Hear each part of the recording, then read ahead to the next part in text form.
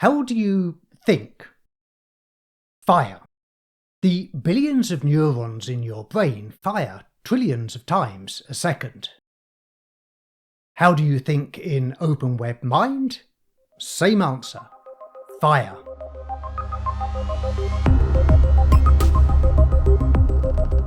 From an electrical and chemical point of view, the firing of a neuron in your brain is quite complicated.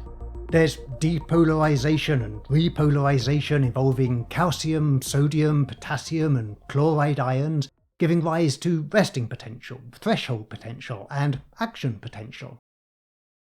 But from a signal point of view, it's simple. Either a neuron fires or it doesn't. If it fires, it communicates a signal to thousands of other neurons. And that's it. OpenWebMind doesn't reproduce any of the electrical or chemical complexity of the neurons in your brain, but it does capture that signal simplicity. When you search for a concept in OpenWebMind, you set fire to the node representing that concept. So when I search for Niger in the country's mind, I set fire to the node representing the country, Niger. But the fire doesn't stop there. In the country's mind, the node representing Niger is connected by edges to nodes representing other countries, countries that share a land border with Niger, countries whose capitals are close to Niger's capital, Niamey. So the fire I set to the node for Niger propagates to the nodes for its neighbours, Mali, Nigeria, Algeria, Chad, and so on. The higher the rank of the edge between the node for Niger and the node for the other country, the more fire propagates to that node. And the more fire in a node, the closer it appears to me, the thinker. In virtual reality, it'd appear closer in 3D, but on my flat screen it just looks bigger.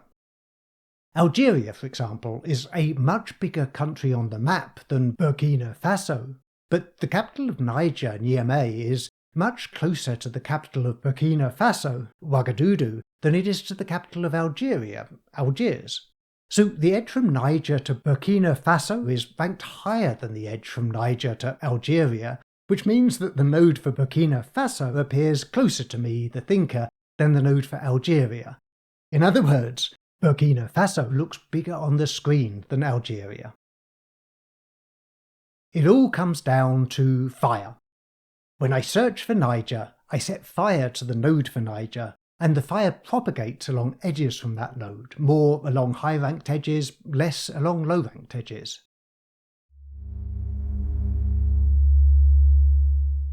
There's another way you can set fire to a node. When you focus on a node in OpenWebMind, you set fire to that node, same as if you'd searched for it. So when I click on the node representing Mali, the country to the west of Niger, I set fire to that node. In virtual reality, I'd need only look at the node, but on my laptop, I click. Again, the fire doesn't stop at the node for Mali. It propagates to the nodes for Mali's neighbours, Mauritania, Senegal, Guinea, Côte d'Ivoire, and so on, along the edges from the node for Mali according to their rank. And it doesn't just propagate to these previously unfired nodes representing the countries close to Mali but not so close to Niger. It also propagates to previously fired nodes representing the countries close to both Mali and Niger. Take a look at the node for Burkina Faso, for example. It's closer than ever, bigger than ever on my screen, closer even than Mali and Niger themselves. That's because it's nestled between Mali and Niger. Its capital, Ouagadougou, close to both Niger's capital, Niamey, and Mali's capital, Bamako. Again, it all comes down to fire. The fire from the node for Niger, which I set by searching for it, has combined with the fire from the node for Mali, which I set by clicking on it, to set the fire for the node for Burkina Faso, higher than either of the original nodes.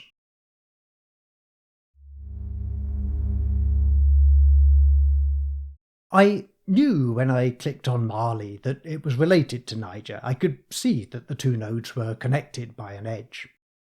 But what if I search for two concepts without knowing how, or even whether, they're related?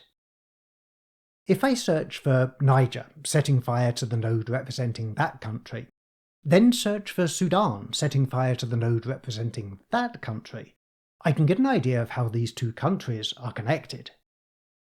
Now, the closest node, the biggest on my screen, is the node representing Chad. And that's no surprise. If we look at the map, we can see that Chad is the country between Niger and Sudan, the geographical connection between those two countries on the globe. So how did OpenWebMind find this connection? Once again, it all comes down to fire.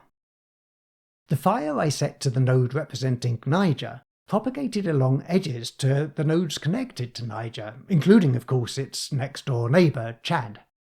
And the fire I set to the node representing Sudan propagated along edges to the nodes connected to Sudan, including, of course, its next-door neighbour, also Chad. Chad, the common connection, finishes with more fire than either Niger or Sudan, even though I didn't directly set that fire.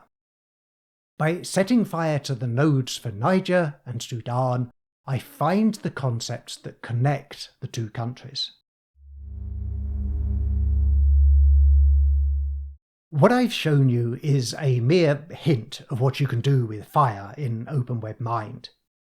I've limited myself to setting fire to just one or two nodes representing Niger, Mali and Sudan. What if I were to set fire to dozens of nodes?